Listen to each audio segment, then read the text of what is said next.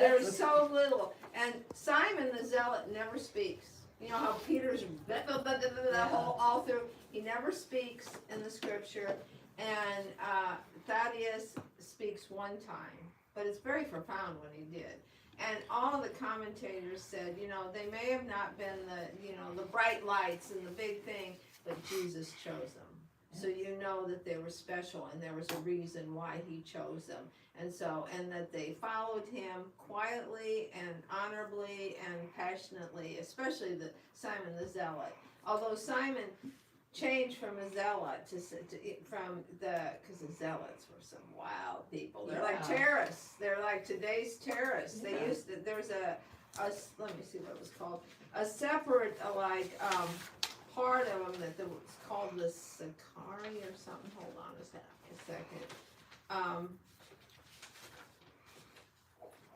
I've heard of that name, Sakari. It's Sicarii, Sakari, or Daggermen. They were a group of assassins, and what their modus operandi would be like when there was a big gathering of Romans, they would go in the crowd and start just stabbing them with their knives. I know. Right. And it disrupted the Roman government because they never knew when they were going to show up. They knew they were Jewish, but that's all they knew. So who? Simon the Zealot and who else? that is. So why do I have Philip? No, that was last week because you asked about the Bible person. The ones from last, yes. You said This was last week? I did. The Philip stuff and everything was just a recap from last week. I'm sorry. Okay. Confused, just starting I now. don't remember last week's date. Right. So She would. No, we don't have. We do it later because we're probably we're gonna have time left over because there's so little. And then, so if we do, we're gonna do a short little thing about the 6 trials of Jesus. That is so. That's good.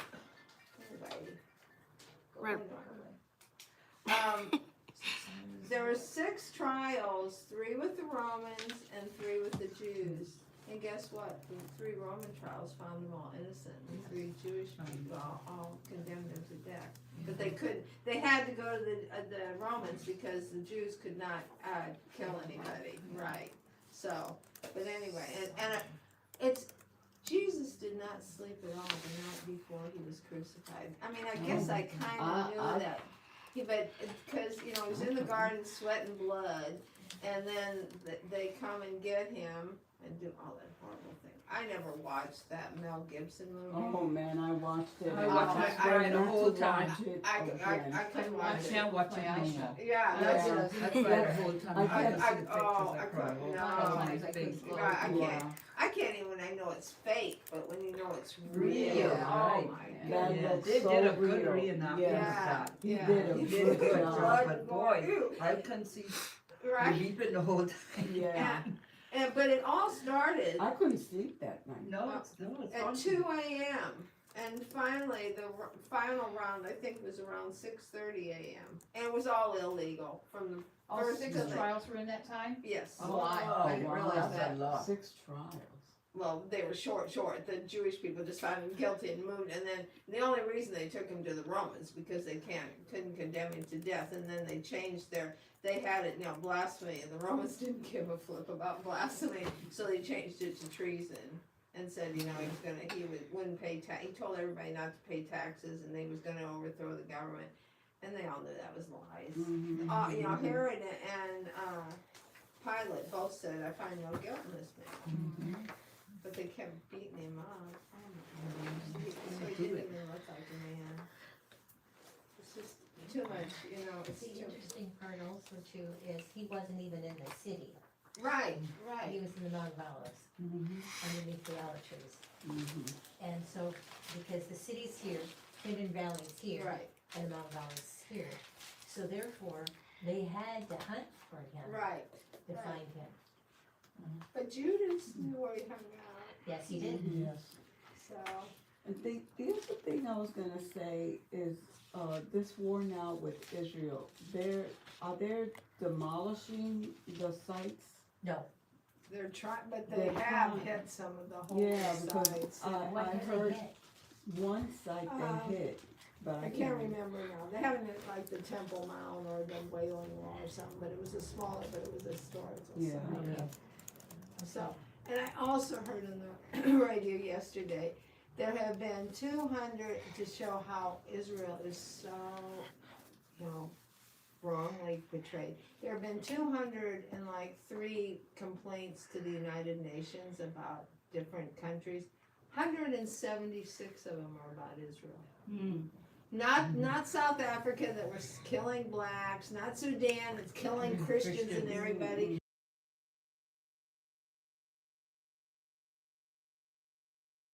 God It's said, you're my people, but you're gonna suffer. You're gonna suffer, yeah. And the thing is, how many wars about Israel? And if you look at it, Israel's a very small country. New Jersey, Yeah. it's the size of New A Jersey. close friend of mine who's a professor said, God's sandbox. Right, He'll Yes. allow only so much, Mm-hmm. then he'll protect his sandbox. Yes. Right. Yes, he will. I'm just waiting for God to say he's had enough of America. Yeah. And the way we are and all this junk stuff and say, well, because we're not named specifically in the end times of No. Revelation. Two, Two. the bear and the lion. Who's the Yeah. bear, who's the lion? How much property does China own here in the US? That's right. Right. Yes. A lot. Everywhere, Yeah. they've taken Yeah. over World. They Cambodia, take over the they've taken Bahamas. over Cambodia, they They took silently over, came in. They taking over the Bahamas and the Caribbean. They took over prime property between Marshall, which is a historical city, and Michigan. It almost became our capital, Mhm. and Battle Creek. And they call it the Blue Oval. And the Blue Oval was run by, under the cover of Ford, Okay, for a battery plant to be built. And so therefore, the governor said, okay, China bought the land under the cover of Ford. It would be run by the people from China. And a close friend of mine came home one day from church and an envelope was in the door. Eminent domain, get a lawyer. They took her land, they took her house, everybody on her road, they took. Oh, they paid them money. right, But both of them were retired. One was from the Federal Center, and Lee was a teacher. They were both retired. The house was paid off, the land was paid off, and their son and daughter lived in the lower level with the kids. They had to find new homes. Well, you'll get paid so much money, Right. yes, but then you have to buy another house. right, right, These are and retired just, people, right, and your whole life disrupted. yes. And two of them were historical farms with the state of Michigan. Historical farms gone, or the Blue Oval, and that all is now owned by China. Mm-hmm. And All people- about money and greed. And Yes, that's greed and money. where they're making batteries, like electric Right. batteries for the electric cars. Which also is so bad for the environment, Yeah. for people and everything. But Yeah. I think they're not so much greed as, well, greed, but power, Oh, You that know, too. they wanna and control. Oh, Right, yeah. everything. And our farmers' lands are no longer, because some of the farmers were taken for this battery factory. It's twice the size of what they said it was gonna be. of course. Wow. And so, but anyway, China will be feeding us.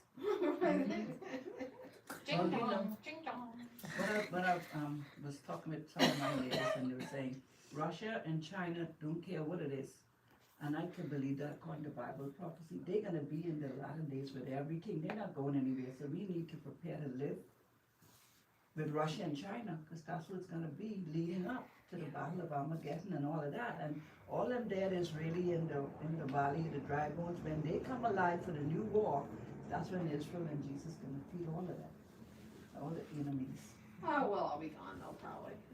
The way this war in Iran's going, we may be gone I'm long telling before you. that. They can hit places Anywhere. close to us, yeah. So, And China done had all them balloons around. oh, spying yeah, everything. yeah. And who knew, who didn't know what No, it was but it's about? not. Come Oh on. my Had word, somebody had to know what it's Well, about. of course. All right, back to Thaddeus. All right, Thaddeus. Oh, I had Simon, okay, Thaddeus. Yeah, Thaddeus and Simon the Zealot. We're gonna start with Thaddeus. Thaddeus is one of the 12 apostles. He's known as the other Judas, but there was 3 that were Judas, because remember Thomas also had the name of Judas. So we had Judas, Judas, Judas. And Joseph and Simon and Judas were three of the most popular names. We talked about that. Simon and Joseph were 15% of all the males during the intertestamental period in the time of Jesus. So that's where their names were. And that was because of the Maccabees. That when they had gained the temple back and drove out the invaders, it was I don't know what Dad's name was, but he had a Simon, Judas, and Joseph, and also his kids were Mary, Miriam, and some other woman's name, and that became really popular names too, because it was like naming after movie stars and stuff, because the Maccabees were such. Because they got the temple, but then they ultimately got killed. But they regained the temple and got all the idols and everything out, at least for a while. So that's why the names are so popular. And Thaddeus means gift of God. So they believe that we don't know anything about his parents, but they believe they obviously were Christians because, I don't know if you call them Christians then. They were believers in God because he was called the gift of God. And in Matthew and Mark, he's called Thaddeus. In Luke and Acts, he's called son of James. And also Judas, not Iscariot. How would you like to be, your name is a not. Terry, not whatever. Alright. And also, Thaddeus means gift of God. It can also mean large-hearted or creative. And one of his other names is Lebbaeus, Lebbaeus, which means a man of heart. So he was obviously... Spell it again for me. L-A-B. Lebbaeus. And it means man of heart. So obviously... he was a good man, a godly man, and like I said, Jesus chose him. And also, the only time he's mentioned in the Bible is Matthew 10:3, Mark 13:18, Luke 6:6, Acts 1:13, and that's basically with the list of disciples. And look, what's interesting, Luke 6:16. Oh, 16. Yeah, 6:16.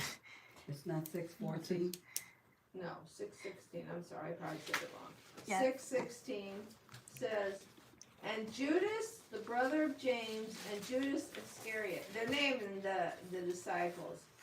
And when it was day, he called unto them his disciples, and of them he chose 12, whom he also named apostles. Simon, who also named Peter, and Andrew his brother, James and John, Philip and Bartholomew, Matthew and Thomas, James the son of Alphaeus, and Simon called Zelotes, or the Zealot. He has lots of names. And Judas, the brother of James, and Judas Iscariot, which also was the traitor. Poor Judas Iscariot, every time he's named in the Bible, the traitor. Judas, the brother of James. We're talking that's Thaddeus, because he has all these different names. It's hard, and then there's so many Judases, there's so many Simons, but brother of James is, when we looked that up, it's James the Less, so the little James that we've already talked about. Not James and John, the brothers, but the other James, James the Less, that's allegedly was his brother. Which also means he could be the cousin of Jesus, because we went through all that. It may be that all these disciples were somehow related to Jesus, and that may be one of the reasons why he chose them, because he knew them and knew they were godly men. But it does say here the brother of James in the Bible, because there's so many places with all that are tradition and different historians that say things, because they get all the Simons mixed up, they get all the James mixed up, because they said James the Less, when we were talking about James the Less, a lot of them said he wrote the book of James. He did not write the book of James. James, the brother of Jesus, wrote the book of James. And James the Less was not the brother of Jesus, although some of them say that. And I can understand the confusion, because all the same names, but if you're going to write commentary or write things, you should get it straight. And so James the Less is allegedly, no, not allegedly, it's in the Bible, so he is the brother of Thaddeus. So we have And he had a little more talk in it. What was your reference in Mark? Mark 6:16. And what was the reference in Luke? Luke, I'm sorry, Luke 6:16 and Mark 3:18. And that's the Matthew 10:3, Mark 3:18, and Acts 1:13 just list the disciples. And then Luke 6:16 lists the disciples, some of the disciples, but it says that he's the brother of James the Less. All right, and John 14:22 is the only time that it's recorded in the Bible that he spoke. So John 14:22.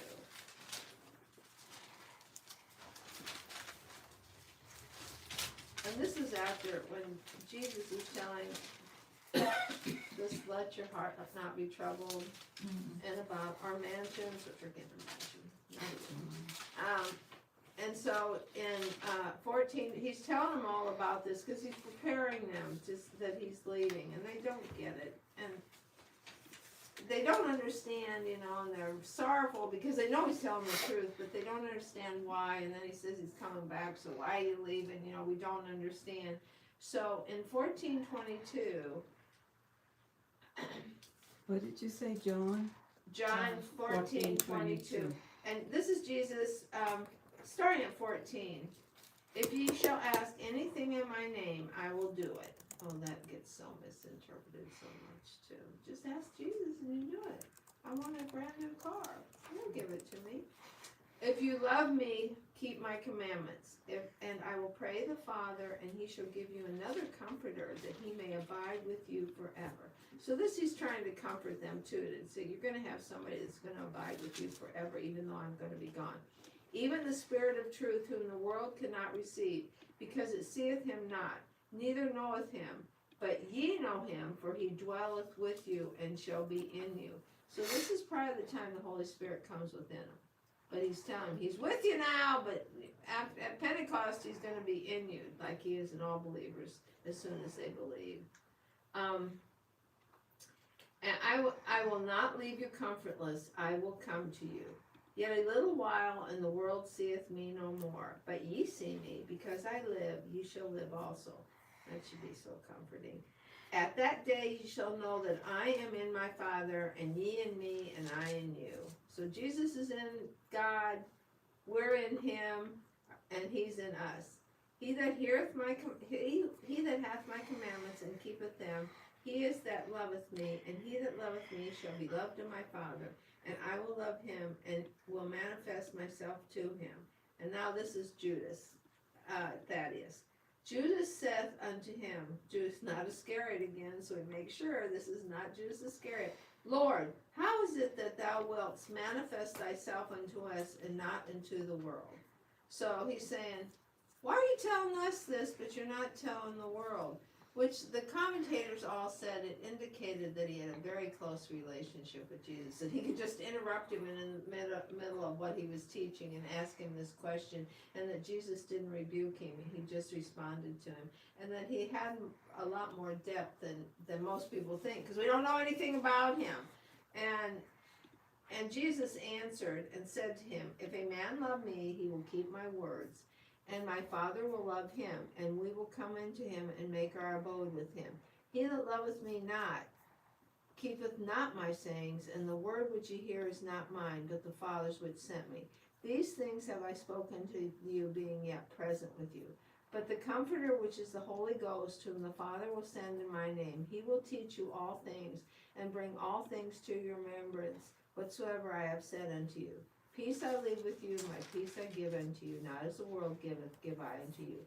Let not your heart be troubled, neither be afraid. So basically, I said, well, how did that really answer his question? And it's what it's saying is, I'm letting you know, because the world doesn't love me and doesn't keep my commandments. But I'm telling you all these things, but you love me and obey my commandments. And I need you to know, so you'll be comforted, because I'm leaving here. So that's the only time he says, but we can be sure he talked to him before and talked among the disciples and everything.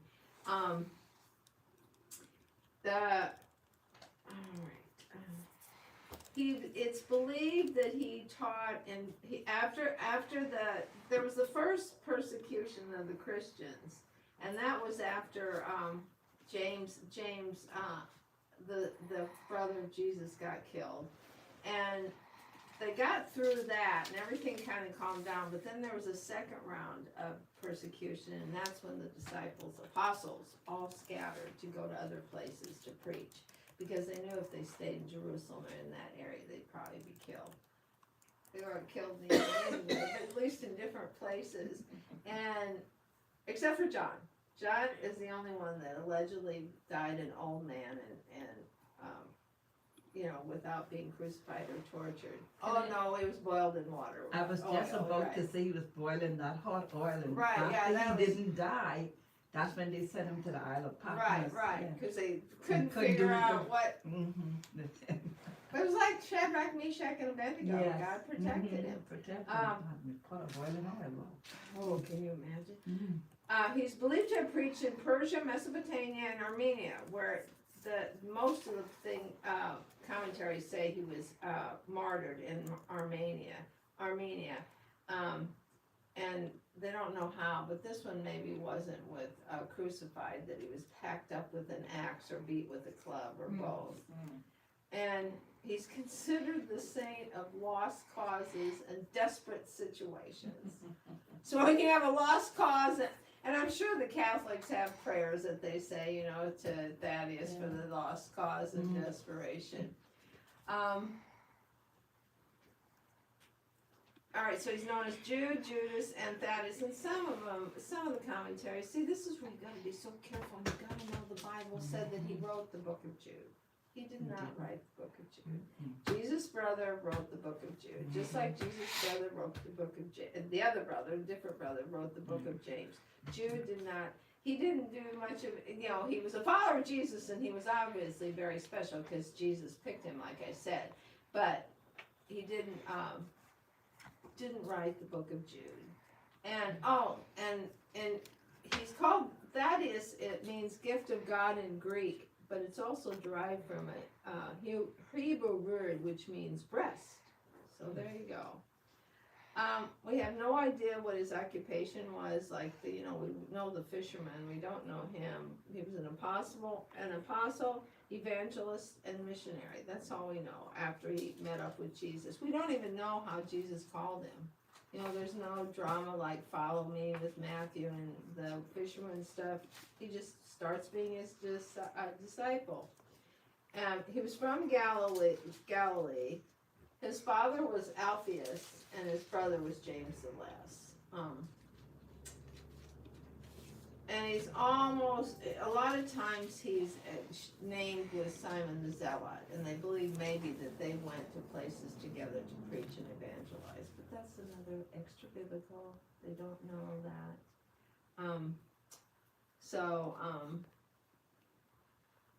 And he also may have preached in Samaria, Syria, and Libya alongside. That's where they think he may have preached with Simon the Zealot. It was Judea, Samaria, Syria, Mesopotamia, and Libya.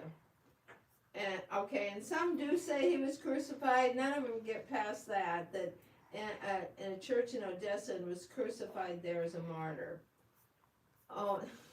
One legend suggests his execution occurred in Persia because he was executed by an axe or club. These weapons are also often shown in artworks depicting Thaddeus. Same way when we get to Simon the Zealot. Supposedly he was sawn in half. And so a lot of the artwork he's holding a saw. You gotta look really closely at the artwork, but all the pictures that I saw, but they only probably showed the pictures, but he had a saw. And so that he was depicted because supposedly he was sawn in half. How people can think of these ways to torture. That's what they do in the Middle East. So, and they say his weaknesses were Thaddeus, like all the other apostles except for John, deserted Jesus and took off until after the crucifixion when they thought it was safe. Hey, humankind, they thought they were going down too, and they did in the end, but they became braver and more founded in the Word. So, the key verses for Thaddeus are the John 14:22. And basically, that's the only one, because all the other ones, like I said, just name him as a disciple or an apostle. They don't really talk much about him. All right, then we get to Simon the Zealot, and his background is almost the same. The Bible doesn't tell us anything about his background, who his parents were. Oh, if he was married, if he had kids, and like I've said constantly, most of the commentators think that Peter was the oldest disciple and the rest were younger than him, and that he was around 20 because that's when you had to pay the temple tax. And when they talk about the temple tax, they just asked why Jesus and Peter pay the temple tax. So that's why they think the other disciples were younger. And also the age normally to get married was 18, and Peter was married, so they think that Peter was probably between, 20, it had to be 20 if he had to pay the temple tax, and that the others were younger.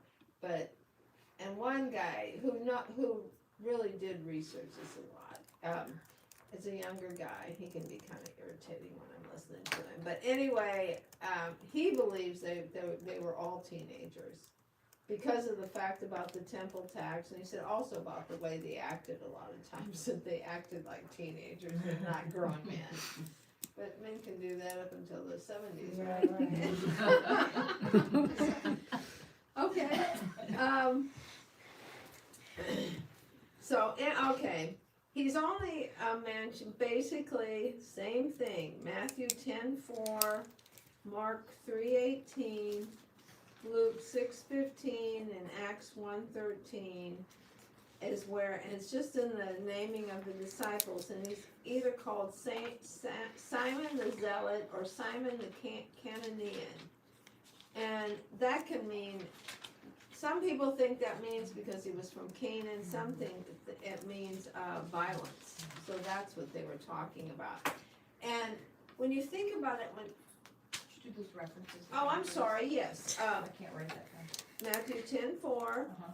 Mark 3:18, Luke 6:15, and Acts 1:13. Got it. And Thank Simon the Zealot or Simon the Cananean. All right. Forgot what I was saying. Can't interrupt. Okay.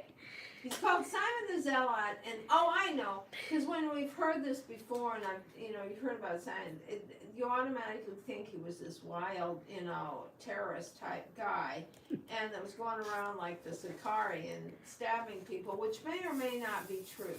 But a lot of the commentators think he was called the Zealot, not because he was really a member of the party of the Zealots, but that he had a lot of zeal for all things Jewish and the Torah and Jesus. He could have been. The other thing was that a lot of the historians say that real wild, violent zealots were not established until the 60s or 70s. And this was long after he may have died or when he was following Jesus. And that's why they believe that he was just very zealous for the cause of Judaism and Jesus. Well, once he hooked up with Jesus, but once he hooked up with Jesus, he calmed down a lot, that it wasn't the same thing. And there's one point in, we'll get to that. Let me see. Oh, in Luke 22:38. Luke 22:38.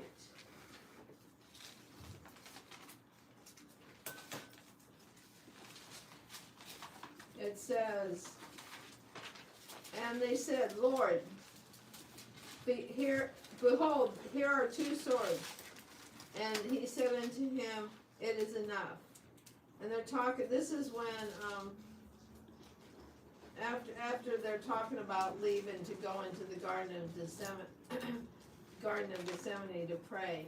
And what the commentators think of the 2 swords we're talking about, Peter, who got his out and whacked off the ear of Malchus, but they also say, Simon, they think he probably was the second one with the sword, but he wasn't a zealot, and he didn't pull it out. It was Peter, the emotional one, that whacked out the sword and whacked off the ear. And it's really interesting too. And when Peter did that, the guards didn't grab him, you know, and take him along with Jesus. And then when he was in the, you know, denying him by the fireplace and outside of Caiaphas' house, why? They didn't, although they may not have made the connection, who knows? Especially when he kept denying that he even knew Jesus, and it was night, it was probably kind of hard to see and everything, so. But, okay, and the other, I forgot my green notebook, which is so annoying to me. But at this time, there were four philosophies that the Jewish people of this time adhered to. And the first one was the Sadducees. And I know you've heard that, Sadducees, because they were sad, you see. They didn't believe in the resurrection. They didn't believe in an afterlife. That's pretty sad.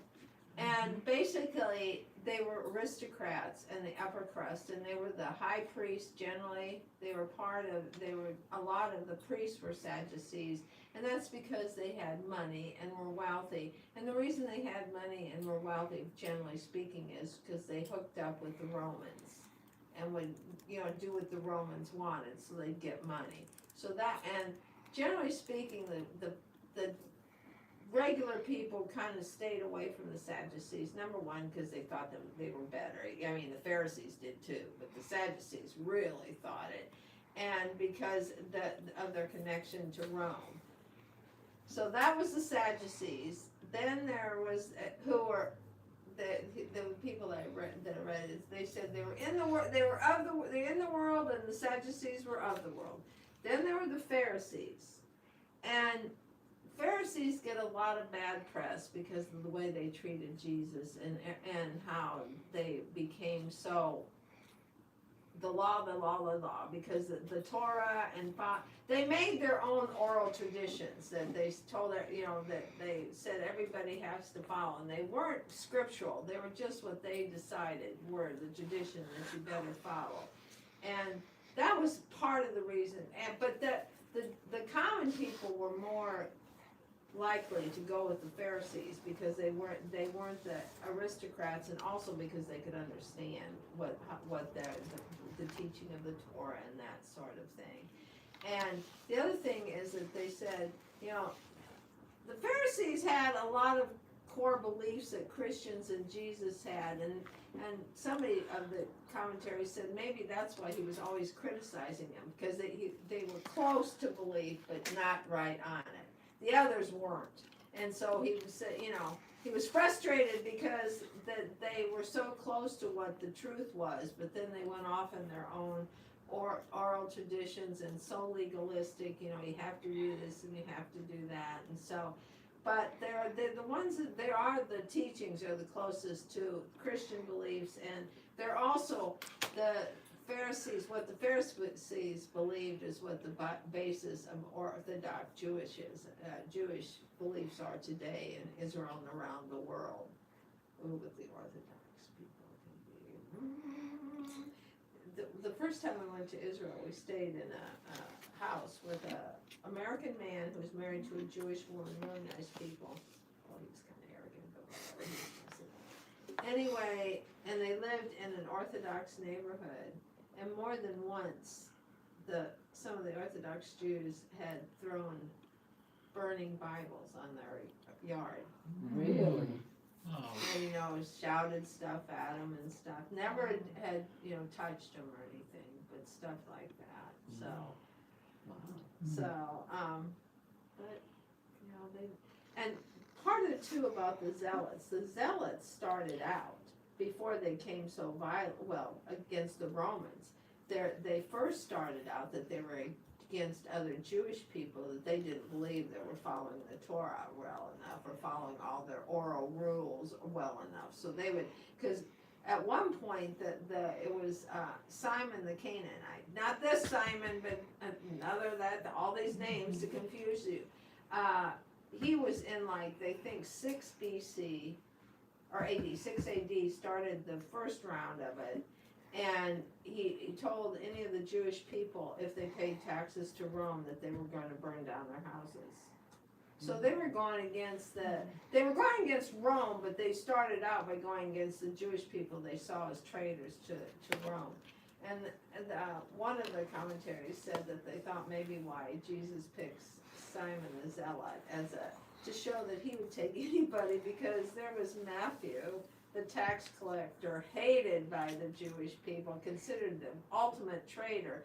And here we have Simon the Zealot, who was so, for Judaism and everything and against Rome. And it was just, there was some stuff, saying, oh, they sat at the table together. You don't know where they sat, they didn't shoot each other, or stab each other, but still, so they could have become great friends, who knows?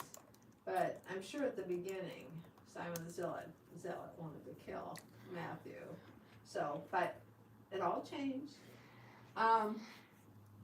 Okay, so there's the Sadducees, the Pharisees, then there's the Essenes, Essenes. And some of the commentaries said that they believed John the Baptist was an Essene. And the thing about the Essenes were, the Pharisees, and they said, the Sadducees were in the world and of the world. The Pharisees were in the world but not of the world. The Essenes were out of the world, because what they did, they're the ones that are connected to the Dead Sea Scrolls and the Qumran, because they went into the desert by themselves because they didn't want to be connected to Rome at all. And they were celibate and, studied the Word and had their own, and they were like the early church was. It was like a community. You had something and your brother needed it, you'd give it to him. And so it was a community like that. And what the problem was, when you're celibate, you're going to die out. There's no progeny to be able to do. So that's what happened. They basically died out. So I guess they could keep getting new converts, but still, that's kind of hard. Especially when they're out in the desert all by themselves. So that was what happened to the Essenes. And then the final fourth group that the Jewish people could be is the Zealots. And they became, at the beginning, they were against both Rome and Jewish people, but mostly more against the Jewish people that they perceived weren't following the Torah closely enough, but then it expanded. And I don't think they were so personally violent against the Jewish people, but boy, they were against the Romans. And the other thing about them, they didn't care if they died. It's like terrorists, they didn't care, and they didn't care if their brothers or compadres died. It was all for the cause. They had a real terrorist mindset. So, you die for the cause. Your brother dies, he's dying for the cause. So, the symbolism, they say, of Simon the Zealot is he's silent faithfulness, and as he's never recorded speaking in the scripture, but he emphasized the life of action and service over fame. Peter had to keep running his mouth, but Simon the Zealot didn't.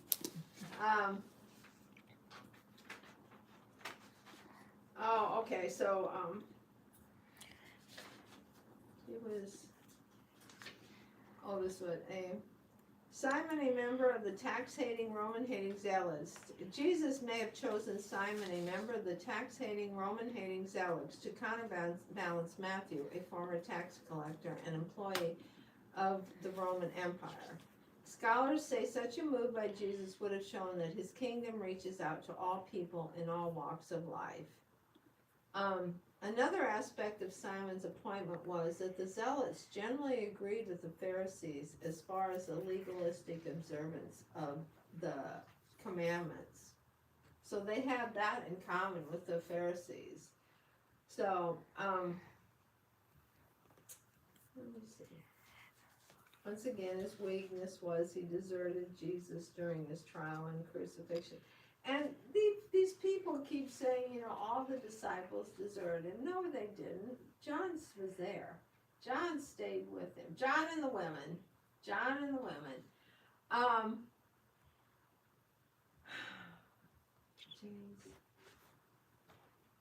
Okay, and he was in the upper room with Jesus. They name him specifically when he was in the upper room with Jesus before the whole crucifixion thing. And he was at the upper room with Pentecost, and then that's the end of the time you hear about him. Acts 1:13, that's it. And once again, he went to different parts, and they think he went to Egypt and maybe to all those places with Thaddeus, and he could, every one of the disciples, the different, one of the places had different ways that he was killed, that, from different sources. He was crucified, he was beaten to death, he was sawn in half, blah, blah, blah. So you really don't know. And supposedly he and Thaddeus' bones are under St. Peter's Basilica in Rome. But Arminius says they have his bones underneath the church. So, you don't, unless it's in the Bible, or it's, or you can infer it, because there are things you can infer from the Bible. But unless it actually says it, or there's strong inferences, then, that's just man. And it could be true. Josephus wrote, I think, like 20 books of, Jewish history. And I would presume that a lot of that is true, but he has some stuff that's off the cuff, too. But, he became a traitor to the Jewish. He fought them, and then they captured him, and then he said, okay, I'll work with you. And so, Oh, I didn't know that. yeah. But he did fight him at first, but then he got captured, and I guess they realized what an intellect he was. But he wrote about the Jewish history. He didn't write about the Roman history, but they didn't kill him. So that's the next to the Thaddeus and Simon the Zealot. Any comments, questions? We have a lot in the Bible about Judas Iscariot. And Matthias, not so much, the one that he was chosen to take his place. And some of the stuff I was listening to this week, that some people think it was wrong that they chose Matthias or chose the 12th disciple. But they never gave a reason. Why? Because it wasn't, Jesus didn't choose him? And supposedly 12 was the number, the 12 apostles, blah, blah, blah. So I'll have to look deeper into it, but it's probably because he wasn't actual. And he met the criteria. Yeah, he worked, he saw Jesus, but Jesus didn't choose him, so there you go. Okay, let's just take this interests me, obviously, the trials of Jesus, being a lawyer. So, Of course it would. okay, pass it please. Sure.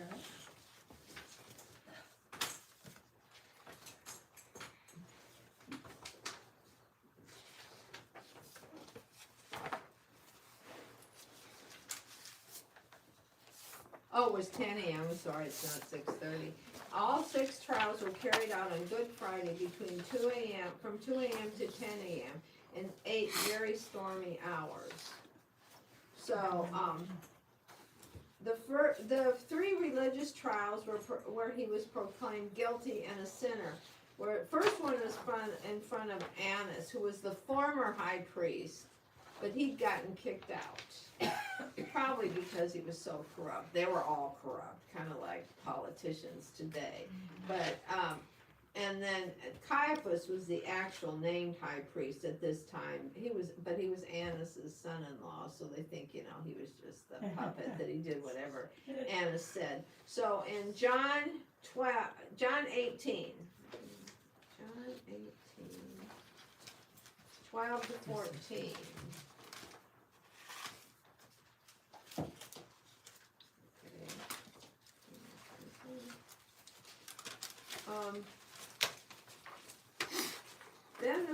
Then the band and the captain and officers of the Jews took Jesus and bound him. This is after then.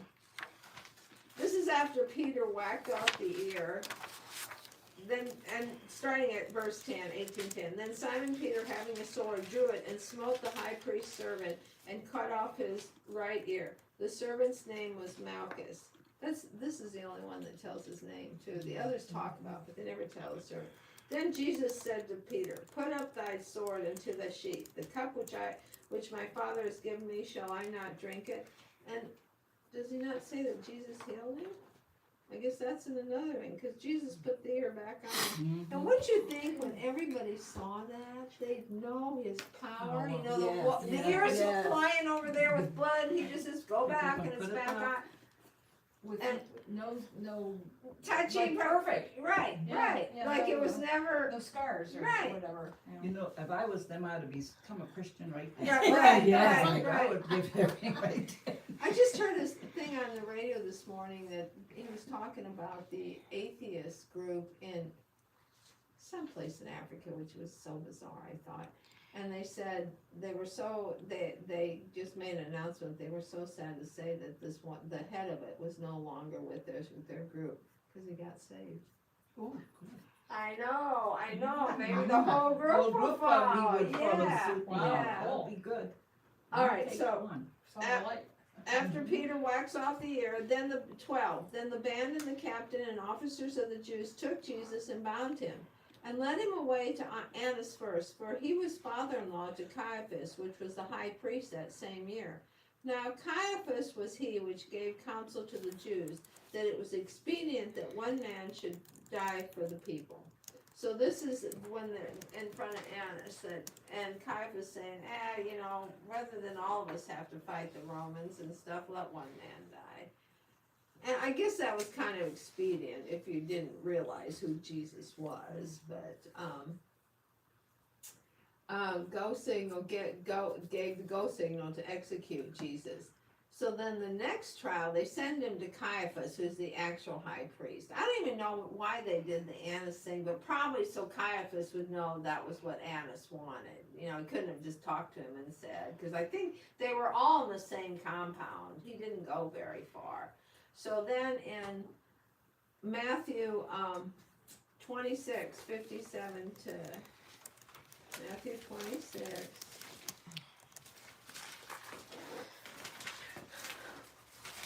Um, 57 to 68. And they that had laid hold on Jesus led him away to Caiaphas. It's Matthew 26, 57, starting at 57.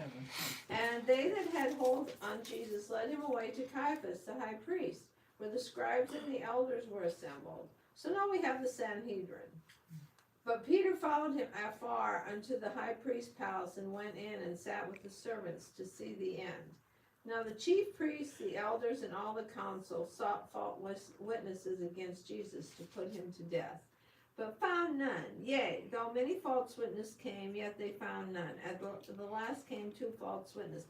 Because you had to have at least 2 witnesses proclaim against you, and they had to agree in there, and they didn't have time to get together and cook up a story, so they were just saying stuff right and left. And 2, by Jewish law, you could not have trials at night. This was so, Right. there could be no trials, and this is still at night that this is going on. And you could not make a person even asking questions that could possibly testify against themselves, and they kept, bugging Jesus. Do you say you're, blah, blah, blah. That was illegal too, by Jewish law, because Jewish law really did try to protect the innocent but not when it came to Jesus, but God knew.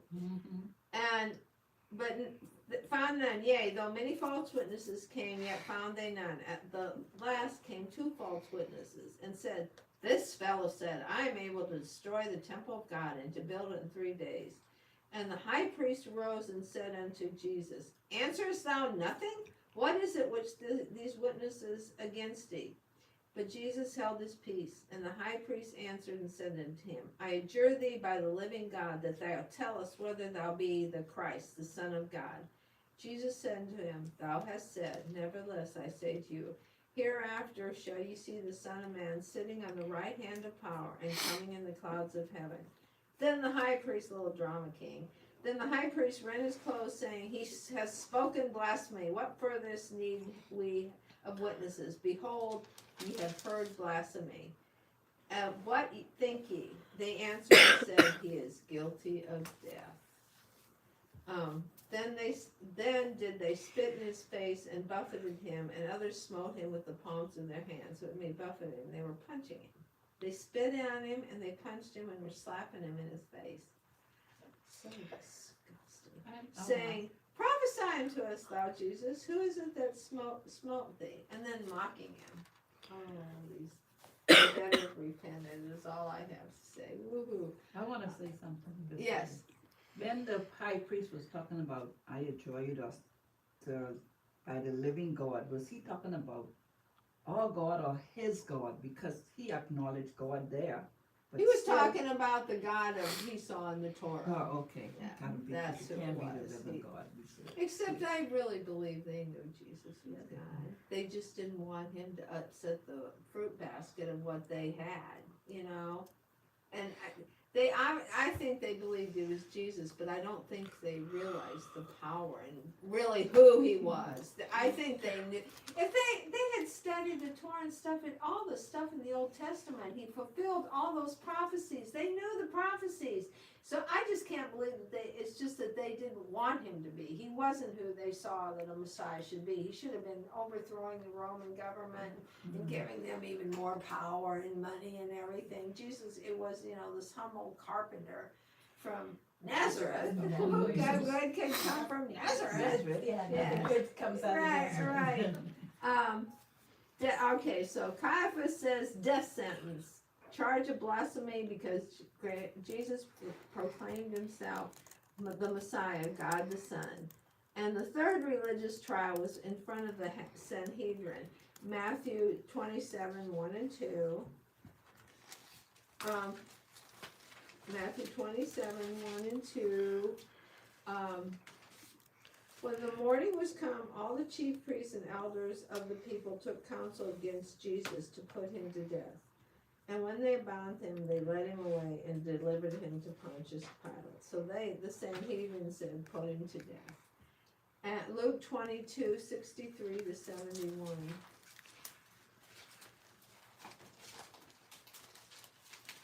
Luke 22. 63 to 71. And the men that held, after they were slapping him around, the soldiers that held Jesus mocked him and smote him.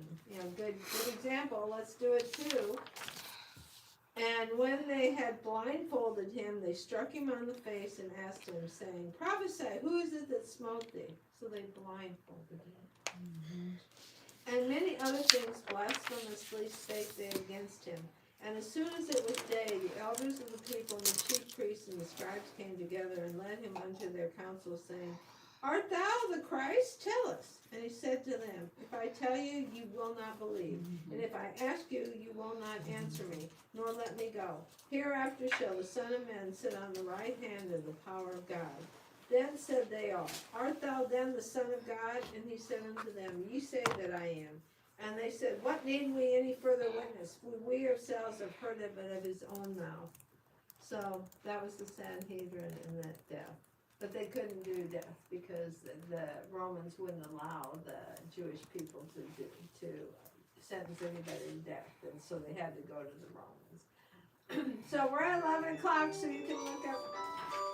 Well, there you go. I guess it's 11 o'clock. And the 3 Roman trials are in the next paragraph. You can look at them and stuff. I just find that, Interesting. very interesting. So, And the all rest- right. last week is the What's the last one?